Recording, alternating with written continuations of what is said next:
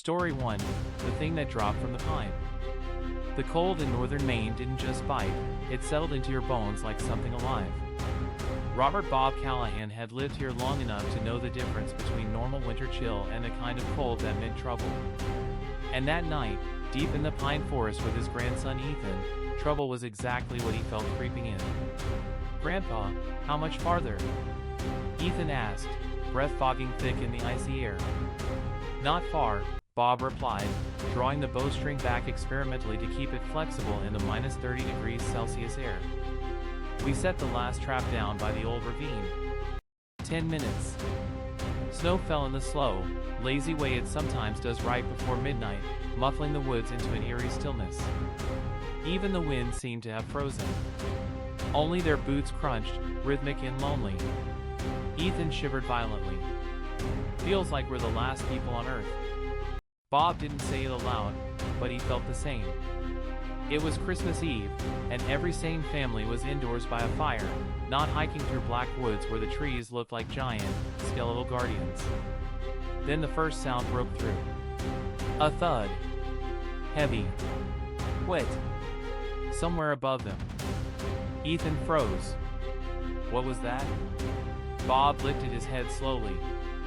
Another thud, followed by a faint scraping, something dragging itself along a high branch. The pine needles above them shivered, though no wind touched them. "Back up," Bob whispered.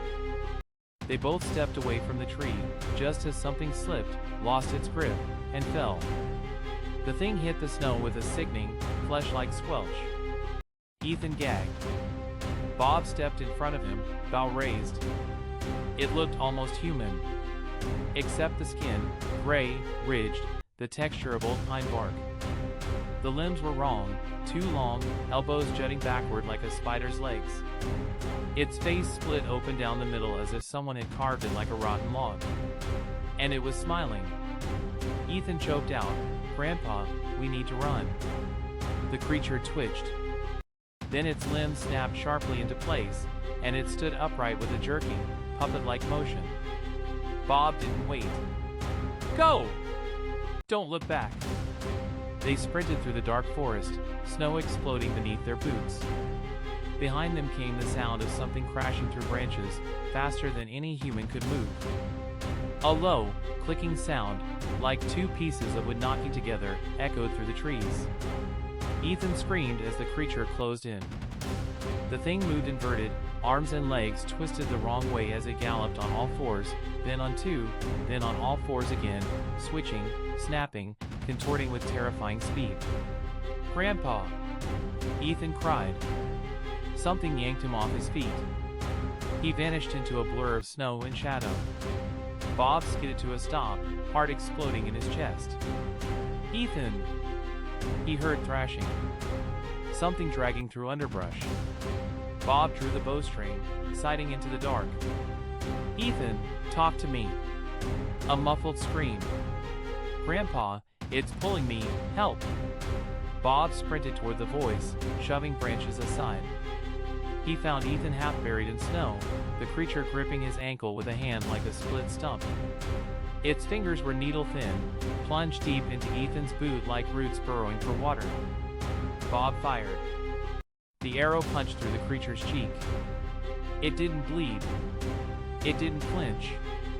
It simply looked up at Bob, its face peeling wider into a stretched wooden grin. Bob fired a second arrow. Then a third. All three thudded into the creature's head, two into where eyes should have been, one into the center of its skull. This time, the creature shrieked, a horrible, rattling keen that vibrated the trees. Its grip loosened, giving Ethan a chance to scramble free. "Run!" Bob grabbed him and hauled him up. "Now!" They ran. 1 kilometer. Then another. The shrieking faded behind them, replaced by a horrible dragging sound, like something without a proper skull trying to find its balance again. When at last they reached the edge of the forest, both collapsed into the snow behind Bob's truck. Ethan was sobbing, clutching his leg. Bob checked the ankle, dark bruises already forming beneath the skin. "Grandpa, is it dead?" Bob didn't answer. because he felt it before he saw it. A shape crawling out of the woods. No head. No direction. Just a body lurching blindly, arms still grasping, legs still moving with insect-like spasms. It dragged itself toward them, leaving streaks in the snow. No, no, no, no, Ethan cried. Bob lifted the bow again, but his hands were shaking too hard to shoot. Then, somewhere across the frozen town, church bells began ringing. Midnight. Christmas Day. The headless thing stopped. It twitched. Turned. As if something was calling it back into the trees. And then, slowly, it retreated. Crawling. Scraping. Disappearing between the pines, swallowed by the darkness it came from. Bob didn't breathe until it was gone. Not fully, never fully, but gone enough. Ethan whispered, "Grandpa, what was that?" Bob didn't lie to him. He was too old and too tired for comforting stories. "I don't know, kid," he said. "But tomorrow morning, we're sealing off this forest. And we're not coming back." As he started the truck, Ethan glanced once more toward the woods. Something moved. High up, near the top of a pine. As if another one had just climbed into place. And waited. Story 2, Don't Forget Me. The Harper family moved into the old Victorian house on a gray December afternoon, just a week before Christmas. Snow drifted lazily over the wide porch, the leaded windows, and the pointed roof lines. It was the kind of house people photograph for postcards: white trim, dark blue siding, a charming attic window shaped like an eye. But from the moment they entered, Sophia felt something watching her. She stopped halfway through the foyer, her breath catching. "Dad," she whispered. "Who's the woman upstairs?" Mark frowned. "Sweetheart, nobody's upstairs. Movers said the house is empty." But Sophia pointed directly at the landing. And there, for just a second, Mark thought he saw something too. A shape. Small. Old. Gone the moment he blinked. They wrote it off as nerves. First day jitters. Old house creaks. They shouldn't have. The first Christmas. The first strange thing happened on December 24th. Lauren was finishing the wreath for the front door when she felt cold fingers brush the back of her neck. She spun around, expecting to see Liam joking behind her. No one was there. But the room smelled faintly of burnt cloth. That night, as they gathered around the tree, the lights flickered. The fireplace sputtered out. And from upstairs came a soft, dragging sound, like bare feet moving across wood. The family froze. Liam whispered, "Dad, is someone in the attic?" Mark grabbed a flashlight, marched up the stairs, and opened the attic door. Cold air. Dust. Silence. But on the wall, carved deep into the wooden beam, was a message. "Don't forget me." He locked the attic and told everyone it was vandalism from the previous owner. But he didn't sleep that night. He heard footsteps pacing above them until dawn. The second Christmas. It was Sophia who saw the woman first. She woke to the sound of humming, an old, shaky melody, like a lullaby from a broken throat. When she sat up, she saw a figure at the foot of her bed. An old woman. Face charred black, cracked like burnt wood. Mouth sealed shut with rusted barbed wire. Sophia screamed so hard her throat bled. By the time her parents burst in, the woman was gone. Mark wanted to move. Lauren insisted it was sleep paralysis. But the house creaked differently now. The shadows under doorways seemed deeper. And every night, from somewhere inside the walls, came the sound of fingernails scratching slowly, methodically, like somebody marking each passing hour. On Christmas Eve, they found a second carving on the attic door. "I'm still here." That night, Mark saw her himself. He went downstairs for water and found the woman standing in the kitchen, her head tilted, her hands trembling as if she were begging for something. Ash fell from her burned dress onto the tiles. Mark dropped the glass. Her head snapped toward him with inhuman speed. He ran upstairs, locked the bedroom, and didn't speak a word to anyone until morning. But it didn't matter. The haunting had already begun. The third Christmas. By the 3rd December, everyone in the family kept their distance from the attic. Even the movers who came to bring new furniture refused to go near it, complaining of a rotten smell, like old blood and smoke. Snow hammered the windows that Christmas Eve. The house shuddered under the wind, and the temperature plummeted even with all the heaters on. Around 11:30 p.m., Liam vanished. He had been sitting on the couch, scrolling his phone. Mark went to the kitchen for hot chocolate. Lauren was wrapping presents. Sophia was coloring beside the tree. Only 2 minutes passed. When Mark returned, the couch was empty. Liam's phone lay face down on the floor. "Liam?" Mark called.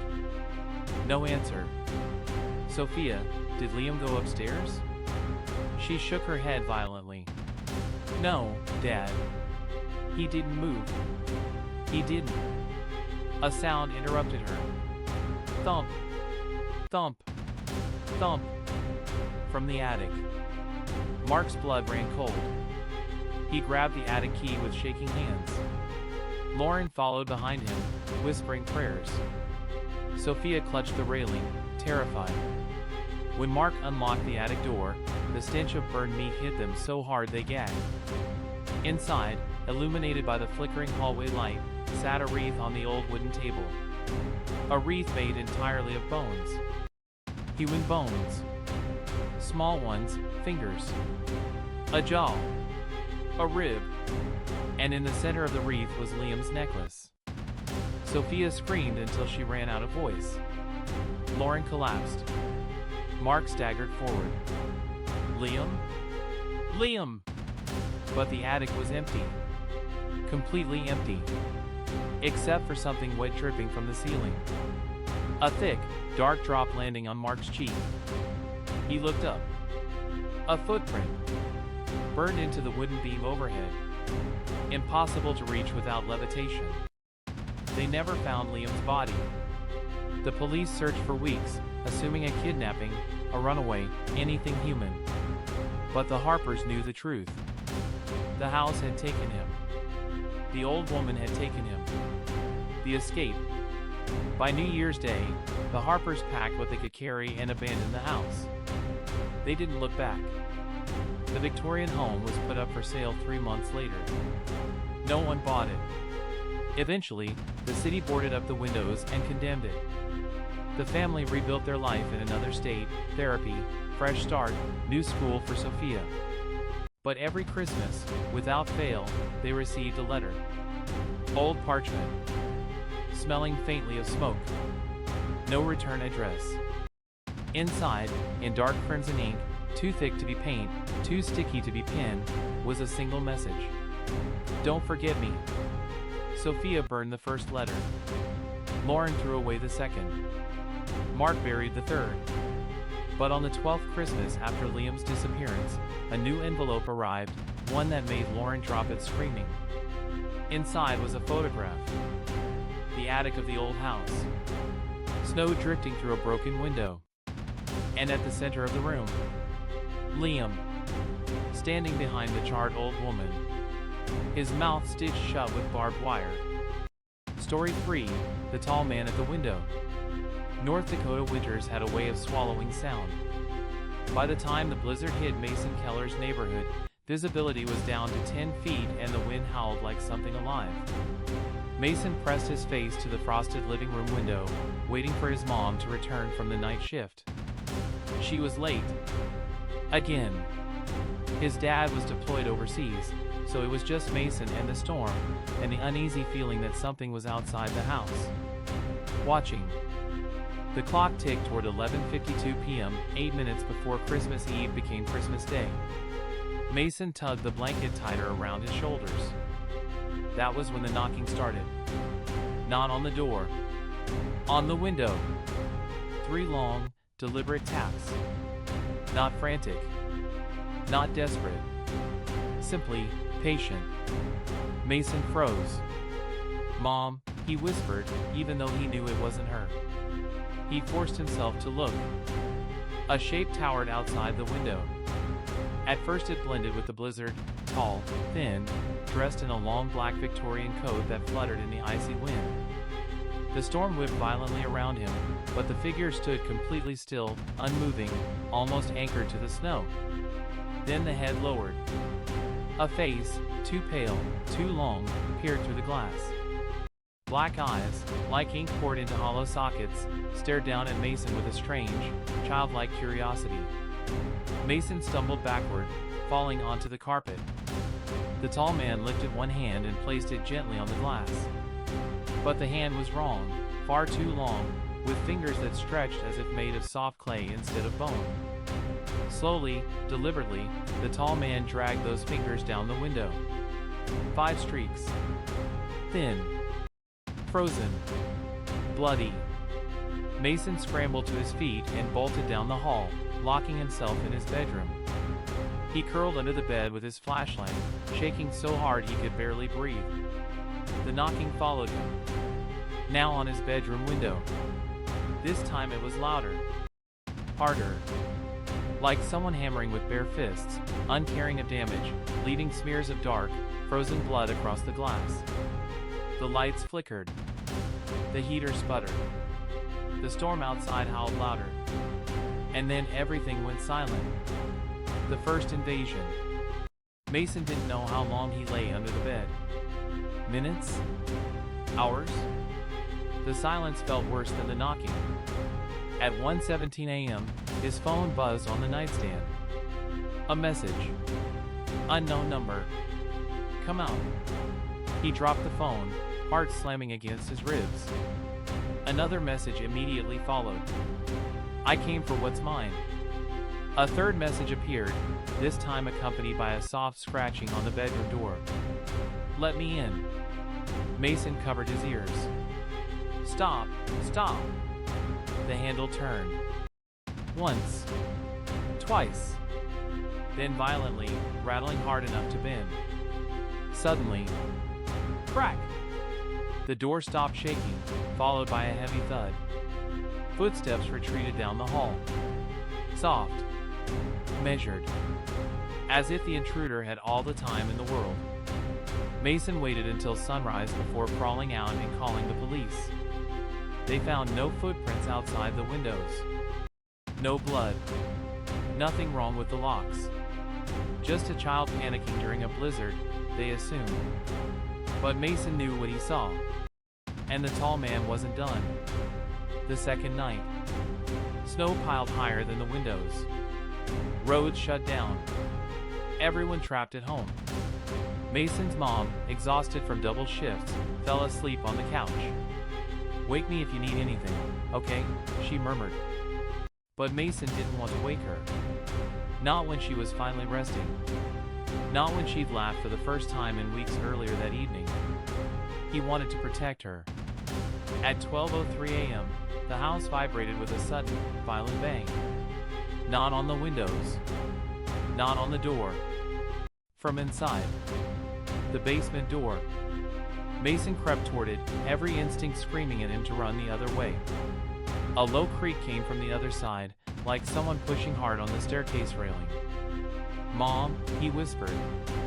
But the house answered with a sound that turned his blood cold. Giggles. Soft. Childlike. Echoing up the basement stairs. Mason fled back to the living room, but the couch was empty. His mom was gone. Her blanket lay on the floor beside a trail of snow leading directly to the back window. A window that was now wide open despite the blizzard outside. He grabbed a flashlight and peered out into the storm. Footprints, heavy ones, circled the house. 3 times. 4. Rain-long steps sinking deep into the snow. Then, they stopped at the wall. No turning away. No continuation. Just disappeared into the siding of the house like someone stepped through it. He backed away, shaking violently. Mom, please. The living room lights flickered. A cold breath blew from behind him. And a whisper, young, high-pitched, wrong. We had fun last night. Mason turned. The tall man was inside the house, leaning so low his face hung inches above Mason's. Snowflakes clung to his hat. His coat dripped melted frost onto the carpet. The swollen joints of his limbs creaked with every movement, as though he were held together with frozen rope rather than muscle. Mason couldn't scream, couldn't breathe. The tall man studied him with fascination, tilting his head like a bird. Then he spoke. Not with a man's voice. With a child's. I came for what's mine. He reached out with fingers that stretched, elongating like wet clay. But before he could touch the boy, headlights flashed across the windows. A car pulled into the driveway. Mason's mom stepped through the front door, holding grocery bags, confused and exhausted. Mason? Why is the window open? Honey, what are you? She looked toward the living room. The tall man was gone. The carpet was dry. The snow trail vanished. Everything normal. Except Mason, trembling, vomiting from fear. His mother rushed to him, horrified. Sweetheart, what happened? He clung to her, sobbing, unable to form words. But when she turned to shut the door, she froze. Because on the outside of the glass, written in a child's hand, smeared in frozen blood, were the words, "See you tomorrow." Story 4, The Sealed Calendar. The MacLeod family castle sat alone on a windswept hill in the Scottish Highlands, its stone walls constantly battered by winter storms and memories far older than any living soul. Freya MacLeod, 10 years old, liked to think she was brave enough for cold hallways, old portraits, and the echoing emptiness of a home built for a clan long dead. But the castle felt different every December. Colder, quieter, hungrier. This year, her father Duncan brought home a carved wooden advent calendar, 300 years old, passed down through their ancestors.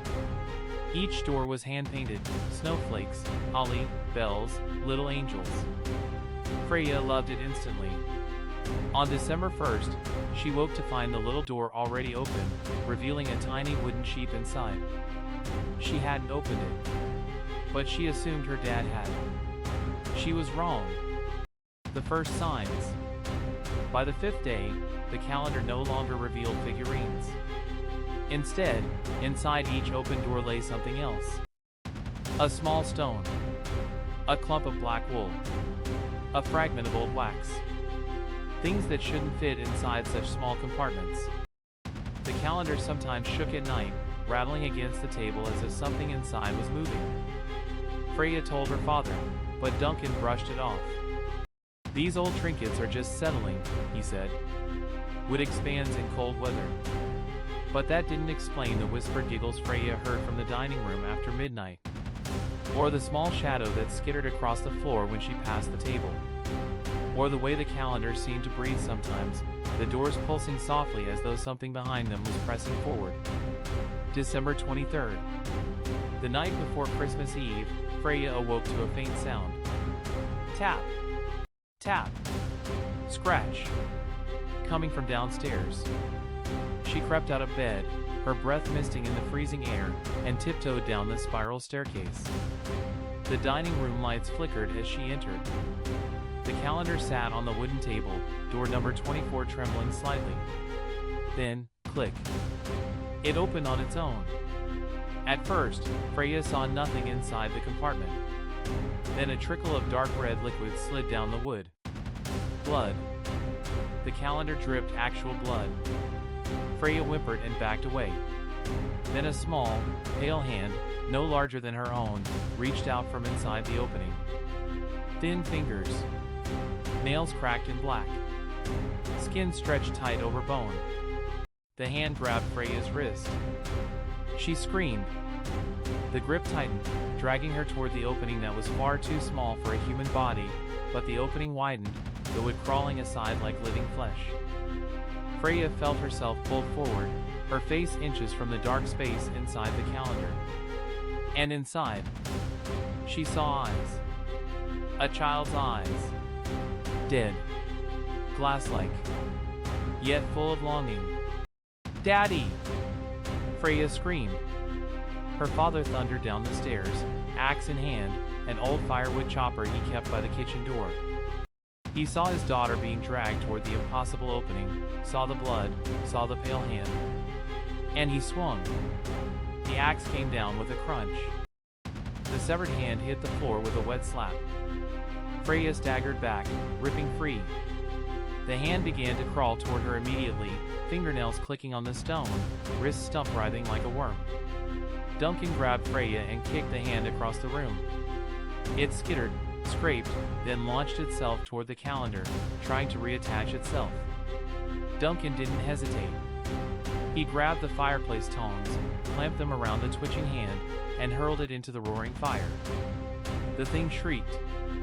Not like a child. Like several children. Layered. Screaming at once. The flames turned blue, then red, then died out completely. When the last finger curled to ash, silence filled the room. The calendar door slowly closed itself. The aftermath. Duncan hammered the advent calendar shut with iron nails, wrapped it in chains, and sealed it inside a wooden chest reinforced with steel bands. He shoved the chest into a storage room far beneath the castle. Freya did not sleep that night. Neither did he.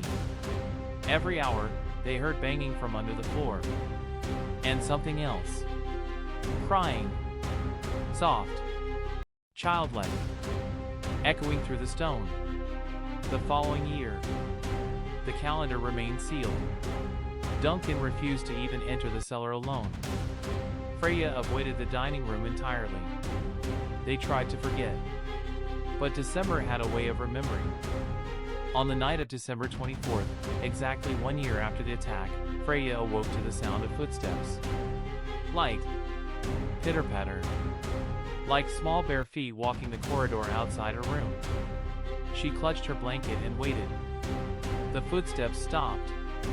Then, tap, tap, tap, on her bedroom door. "Dad," she whispered. No answer. Just more soft tapping. She mustered the courage to open the door. No one stood outside. But down the hallway, something was waiting near the staircase. A small silhouette. Of a child. Standing perfectly still. Freya blinked. It vanished. But she heard it. Behind the walls. Inside the floorboards. Dozens of small hands scratching. Whispering. Crying. Downstairs, Duncan burst from his bedroom with a lantern, panting. "You heard them too," he said, face pale. Freya nodded, tears in her eyes. Duncan tightened his grip on the lantern. "We leave tomorrow morning. I don't care if this place has been in our family for 300 years. Freya whispered, "Dad, what's inside that box?" Duncan swallowed hard. "The first McLeod children," he said. "All of them." The crying in the walls grew louder. Braver. Closer. Freya stared down the dark corridor. They weren't sealed in the calendar anymore. They were walking the halls. Story 5, the echo beside my bed. I didn't realize the apartment came with an extra occupant until the third night. It started with something small, a soft exhale, like someone trying not to be heard. The kind of sound a person makes when shifting in bed. At first, I thought it was the old AC unit wheezing through the vents. This building was practically held together with duct tape and prayers, so it made sense. But the noise wasn't coming from the vents. It was coming from right beside me. The room was dark except for a faint glow bleeding in from the hallway. I held my breath, listening. There it was again, a quiet, deliberate inhale. I turned on the lamp. Nobody there. The space beside my bed was empty, but it felt wrong, like something had just moved out of the way a second before the light hit. I didn't sleep the rest of the night. On the fourth night, the breathing returned. This time, it was closer, right at ear level. Warm. Slow. Human. I snapped on the lamp again. Nothing. But the bedsheet next to me was wrinkled, as if someone had been lying there.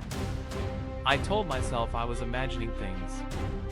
I even downloaded a white noise app, the kind that plays rainstorms or fireplace ambience.